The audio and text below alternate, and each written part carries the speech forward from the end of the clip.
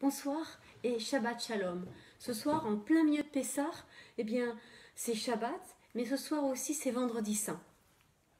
Ce soir, tous les chrétiens du monde ont rappelé les souffrances du Christ, ont rappelé le fait que Jésus Yeshua, il meurt à la croix. Vous voyez ça y est, on allume les bougies pour laisser entrer ce temps.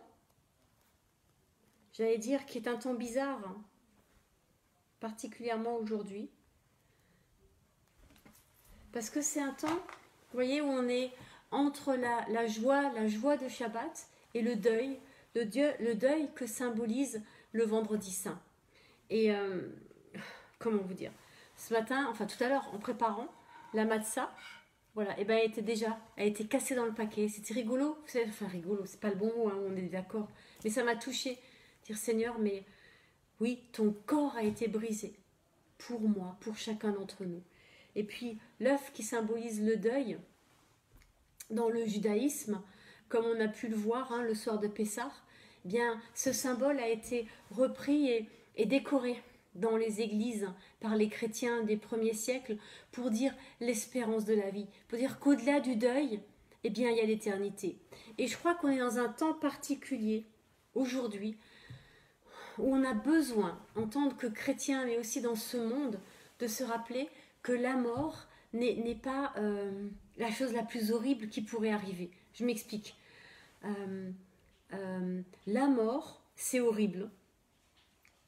Mais imaginez la mort sans le Seigneur. Imaginez la mort sans la perspective de passer l'éternité avec lui.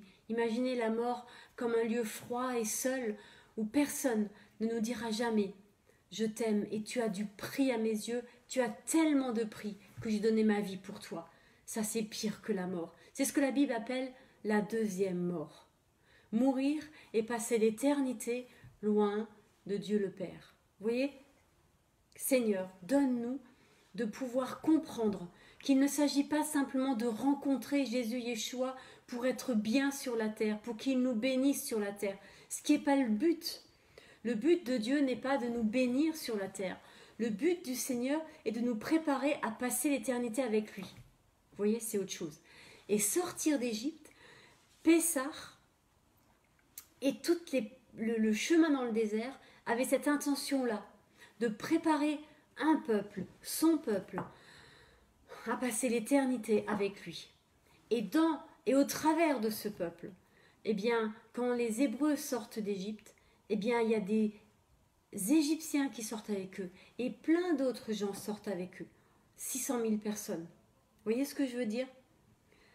Sortons d'Égypte, passons de la mort à la vie et que la mort, l'œuf symbolise la mort dans le judaïsme. Les chrétiens ont gardé ce symbole du deuil, mais ils ont mis la couleur de la vie, juste pour dire le paradoxe, voilà, le paradoxe d'aujourd'hui, où on rentre dans Shabbat dans la joie du bien-aimé et en même temps, ce bien-aimé aujourd'hui, on le perd, il meurt à la croix. Et là, vous entendez résonner le cantique des cantiques. Pour moi et pour chacun d'entre nous, où nous cherchons le bien-aimé, nous voulons être proches du bien-aimé et on passe nos vies à se croiser. Vous voyez ? Alors, nous, on est pris dans nos préoccupations, il est là et on l'a raté. Et puis, tout d'un coup, il est parti ailleurs et on va là où il... Et vous voyez, cette vie où on cherche à le rencontrer. Alors que la mort, qu'on ait cette image de la mort, et qu'elle soit remplie de sa vie de résurrection.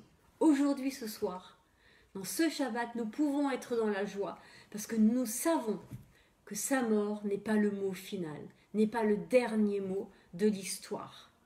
Le dernier mot de l'histoire, c'est la vie et l'éternité avec lui. Alors soyez bénis et Shabbat Shalom dans cette vie et cette éternité avec lui. Et c'est pour cela que nous pouvons chanter Baruch ata Adonai Eloheinu melech haolam asher kideshanu v'mitvotah v'tzivanu leadlik ner shel Shabbat. Amen. Seigneur, merci parce que tu mets la lumière dans les ténèbres les plus obscures qui deviennent lumière pour toi. Et dans nos nuits, dans nos peurs, dans nos terreurs, tu es celui qui nous remplit de ta joie. Et dans ce vin, dans ce sang que tu as donné pour nous, il y a la vie. Seigneur, que cette vie vienne nous remplir aujourd'hui. Et ces matzot qui est brisé et où c'est l'aphicomène que tu as pris ce soir-là pour dire celui qui est venu et qui reviendra. Seigneur, nous proclamons et nous continuons de proclamer, tu es venu et tu reviendras. Et des deux, tu n'en feras qu'un. Seigneur, merci parce que tu es celui qui vient rassembler tout ce qui est divisé en nous, mais aussi rassembler les peuples de la terre qui sont divisés entre eux, mais aussi rassembler tes enfants, les croyants, qui eux aussi sont divisés. Seigneur, merci parce que tu viens nous unir dans le nom de Yeshua. Amen.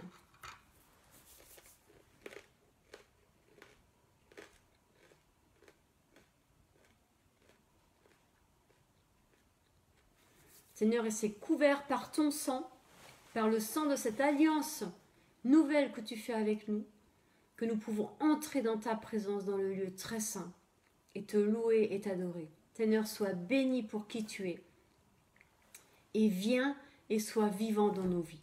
Shabbat Shalom, et que la vie du ressuscité descende en chacun et chacune d'entre nous. Soyez bénis. Et à demain. Demain, ça va être un peu différent. Il n'y aura pas le temps de partage à 13h30 parce qu'on aura le culte à 15h30. Et parce qu'après, vous savez, on est confiné. Et quand on sera confiné, eh bien, l'une d'entre nous qui habite trop loin ne pourra pas venir nous rejoindre. Alors, parce qu'on est une famille, parce qu'on s'aime vraiment, on a décidé de changer le culte et de le mettre à demain. Voilà, c'est juste pour des raisons pratiques parce qu'on va être ensemble jusqu'à tant qu'on peut. Voilà, tant qu'on peut. Après, on est confiné. Et donc, eh bien, on aura donc ce temps de culte demain à 15h30. Et après, eh bien, il y aura encore les enseignements. Et demain à 15h30, on sortira de Shabbat. Non, pardon, à 18h, on sortira de Shabbat. Voilà. Et puis après, lundi, il y aura le temps de partage, qui sera, lui, à 20h. Voilà. Soyez bénis. Et à demain, 15h30.